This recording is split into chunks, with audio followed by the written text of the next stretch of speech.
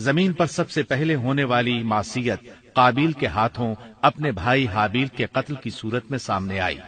اللہ تعالیٰ نے قرآن مجید میں قابیل اور اس کے بھائی حابیل کا قصہ بیان کیا ہے۔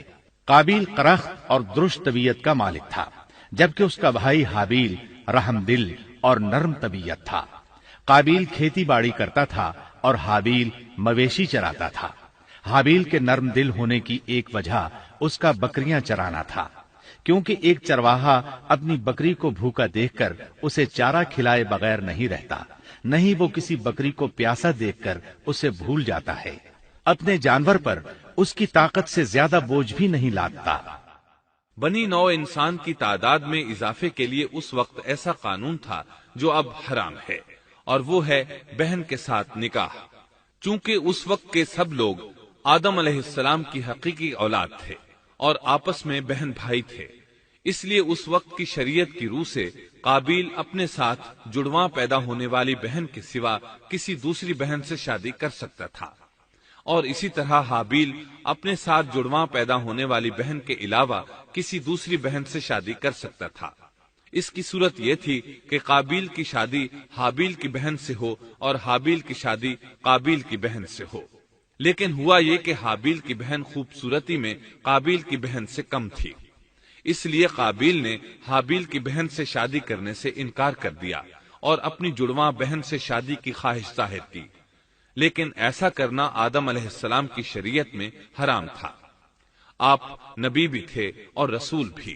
رسول اور نبی میں فرق یہ ہے کہ رسول پر شریعت اور احکام نازل ہوتے ہیں، لیکن نبی پر شریعت نازل نہیں ہوتی، البتہ اس کی طرف وحی نازل ہوتی ہے اور معجزات عطا کیے جاتے ہیں، جبکہ شریعت صرف رسولوں ہی پر نازل کی جاتی ہے۔ آدم علیہ السلام بھی چونکہ رسول تھے، اس لیے ان کی شریعت میں یہ قانون تھا کہ کوئی شخص اپنے ساتھ جڑواں پیدا ہونے والی بہن کے ساتھ شادی نہیں کر سکتا۔ قابیل اس شرعی حکم کی وجہ سے غضبناک ہو گیا۔ اس نے تعجب کا اظہار کرتے ہوئے اس قانون کو ماننے سے انکار کر دیا۔ آدم علیہ السلام نے ان دونوں کے درمیان فیصلہ کرتے ہوئے انہیں حکم دیا کہ دونوں اللہ کے حضور ایک ہدیہ پیش کریں۔ ہدیہ اس جانور کو کہتے ہیں جسے اللہ کے نام پر ذبح کر کے فقراء میں تقسیم کر دیا جائے۔ اس سے مقصود اللہ کے لیے اپنی نیت کو خالص کرنا ہوتا ہے۔ اس عمل کو قربانی کہا جاتا ہے۔ آدم علیہ السلام کے زمانے میں قربانی کا جو قانون تھا اس کے قبول ہونے کی نشانی طے تھی، اور وہ یہ کہ آسمان سے ایک آگ نمودار ہوتی اور اس قربانی کو جلا دیتی۔ اس کا مطلب تھا قربانی قبول ہو چکی ہے، اور اگر آگ قربانی کو نہ جلاتی تو سمجھ لیا جاتا کہ قربانی قبول نہیں ہوئی۔ آخر قربانی کا دن آ پہنچا۔ حابیل نے اپنے مویشیوں میں سے ایک بہترین جانور لیا اور قربان گاہ میں لا کر اللہ کے حضور پیش کر دیا۔ دوسری طرف قابیل نے اپنی کھیتی کے غلے میں سے ردی قسم کا غلہ قربانی کے لیے پیش کیا۔ دوسرے دن دونوں قربان گاہ پہنچے تو انہوں نے دیکھا کہ حابیل کی قربانی قبول ہو چکی ہے، جبکہ قابیل کی قربانی کو آگ نے چھوا تک نہیں تھا۔ یہ دیکھ کر قابیل حابیل پر غضبناک ہوا۔ شیطان نے بھی اسے وسوسے میں مبتلا کیا کہ اپنے بھائی کو قتل کر دے۔ اس نے اپنے بھائی حابیل کو جان سے مار ڈالنے کا پختہ ارادہ کر لیا۔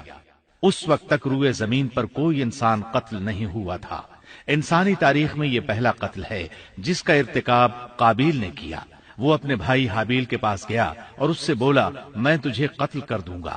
جواب میں حابیل نے کہا، اگر تو مجھے قتل کرنے کی کوشش کرے گا تو میں اپنے دفاع میں ہاتھ نہیں اٹھاؤں گا، اس لیے کہ میں چاہتا ہوں تو اپنے دیگر گناہوں کے ساتھ میرے قتل کا گناہ بھی اٹھا لے، تیرے گناہ زیادہ ہو جائیں۔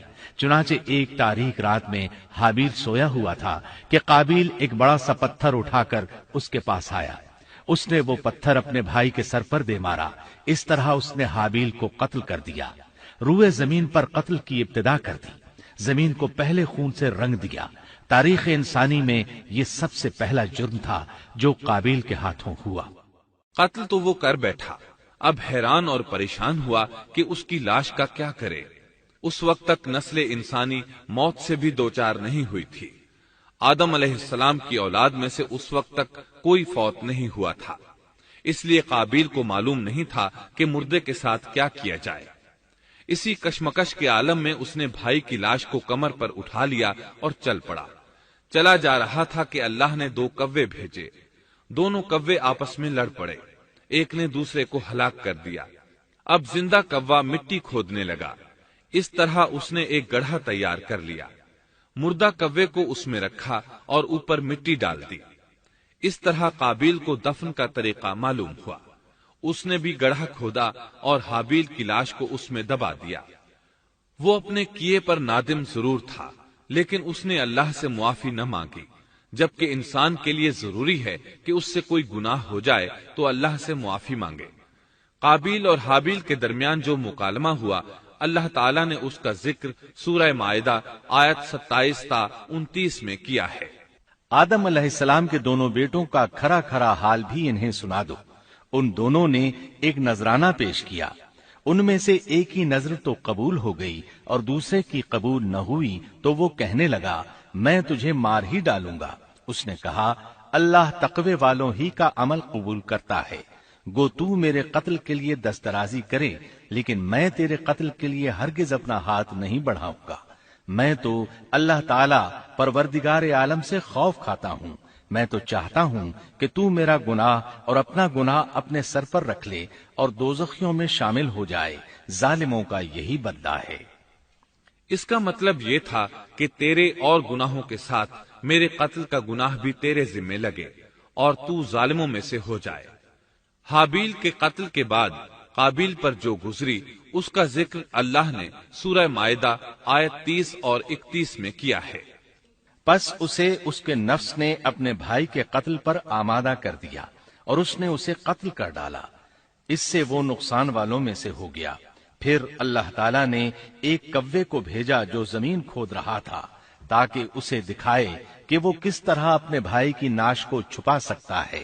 وہ کہنے لگا ہائے افسوس، کیا میں ایسا کرنے سے بھی گیا گزرا ہو گیا کہ اس کوے کی طرح اپنے بھائی کی لاش کو دفنا دیتا، پھر تو بڑا ہی پشیمان اور شرمندہ ہوا۔ امام احمد، ترمذی اور ابو داود نے سیدنا سعد بن ابی وقاص رضی اللہ عنہ سے روایت کی ہے کہ انہوں نے سیدنا عثمان رضی اللہ عنہ کی شہادت کے فتنے کے وقت فرمایا، میں گواہی دیتا ہوں کہ رسول اکرم صلی اللہ علیہ وسلم نے فرمایا تھا، ایک بہت بڑا فتنہ رونما ہوگا، اس میں بیٹھنے والا کھڑے ہونے والے سے بہتر ہوگا اور کھڑا ہونے والا چلنے والے سے بہتر ہوگا اور چلنے والا دوڑنے والے سے بہتر ہوگا۔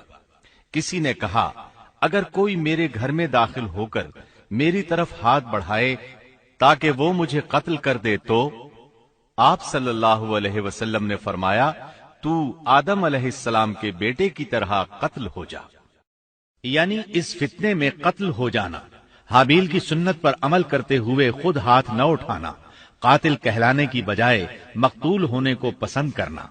اسی طرح مسند احمد کی ایک روایت میں ہے، رسول اللہ صلی اللہ علیہ وسلم نے فرمایا، دنیا میں جب بھی کوئی ظلم سے قتل ہوتا ہے تو اس کا گناہ آدم علیہ السلام کے پہلے بیٹے قابیل کی گردن پر ضرور ہوتا ہے، اس لیے کہ وہ پہلا شخص ہے جس نے ظالمانہ قتل کی ابتدا کی اور یہ ناپاک طریقہ جاری کیا۔